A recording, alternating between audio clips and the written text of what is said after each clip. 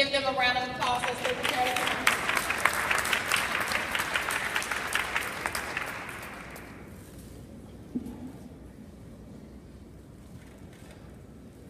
For as long as I can remember, my mom was the kind of mom that did not play. She said what she meant and she meant what she said. One time she told me, "Girl, if you ever talk back to me, I will snatch the black off you." Now I know that's a lot of black, but she said it, and I believed it, so I never tried it. But it wasn't until I became an adult that I understood that her strictness and her tough love was for my protection. See, I hated when she didn't spare the rod, or when she would say things like, "Now this is gonna hurt me more than it's gonna hurt you." Like Mara said, that was a lie. But I survived, and I believe I turned out to be a pretty decent woman. That wasn't until my mama's spirit jumped into my body without even talking to me about it. See, when I became the mother of a daughter, everything changed. I had promised myself I was not going to be that kind of mama.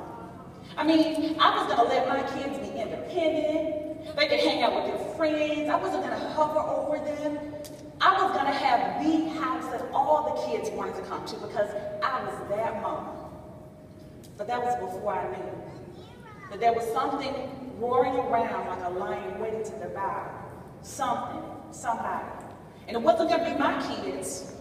See, although I wanted to be the kind of mom my kids feared, I also wanted to be the kind of mom they respected because I practiced what I preached. See, I didn't go to the clubs, or I don't go to the clubs. I don't gossip. I don't wear clothes that I don't want my daughter to wear because that would just make me a hypocrite. And when I was a little girl, I used to hear my Aunt Wilma say, "Well, ain't that the pot calling the kettle black?" I didn't know what it meant then, but I do now.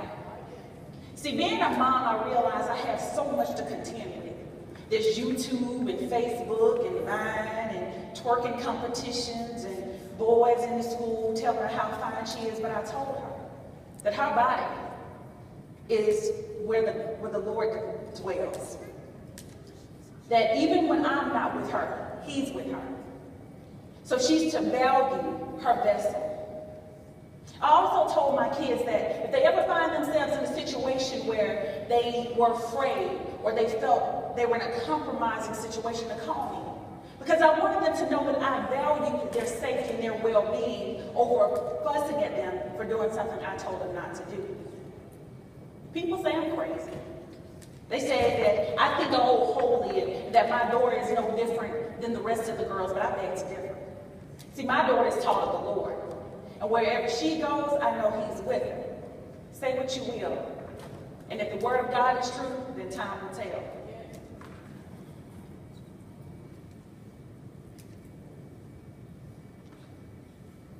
On my way over to my friend's house, we talked about what we do first. We FaceTime a few friends and watch some videos on YouTube, maybe watch some Vines, or scroll through Instagram for a while. We weren't going to sleep at all, or at least until our eyes stopped working. We sleep in late, then her mom would cook us breakfast. But that's not what happened at all. Upon arriving at Webby's, we were welcomed by no one. The house was a complete mess and there was hardly any food. My first thought was, I wondered if she actually asked her mom if it was okay for me to come over. But before I could finish the thought, Webby asked did I have any money so we could buy pizza for us. Luckily, I had $20 because my mom had just given me my allowance. As the pizza man arrived, I noticed another car pulled up. Finally, her mom's home. But no, it was just Webby's 16-year-old sister getting out of some dude's car. I watched as she giggled when he hit her on the butt when she was getting out of the car. She walked in, looked at me, and asked, "Who are you?" as she grabbed 3 pieces of pizza that I paid for. The nerve. She didn't even stick around for me to tell her who I was. It's now almost 8 p.m. and Webby's mom still hadn't shown up. And for some reason, her sisters felt that Webby and I needed twerking lessons.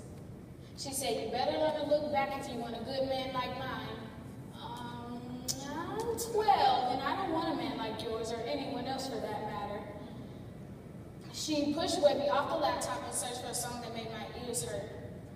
All I could hear my mom saying was, "Guard your ears and eyes, they're the gate to your soul." so I excused myself to the bathroom. As I sat there, I faced the decision of calling my mom to come pick me up or faking through the rest of the night with apparently no supervision at all. This was hard for me.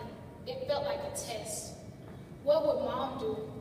How would she feel if she knew I was at a friend's house whose mom didn't bother to call, let alone show up? Maybe I'll give her another hour. As I made my way out of the bathroom, I noticed taillights leaving the yard. Finally, her mom might be home. Then Baby said, now it's just you and me. What? Alicia's gone with her boyfriend and his friends, and mom gets in the club free before 9, so the house is all ours. Not. My mom told me if I ever needed to call her for anything, she would come and pick me up without any questions. I'm calling mom. Tonight, I appreciate the constantly checking on me, the food in the house, the fact that my mom doesn't club. Hey, Webby, can you text your mom to see if you can come over to my house instead? My mom said, and we bought cookies to bake yesterday.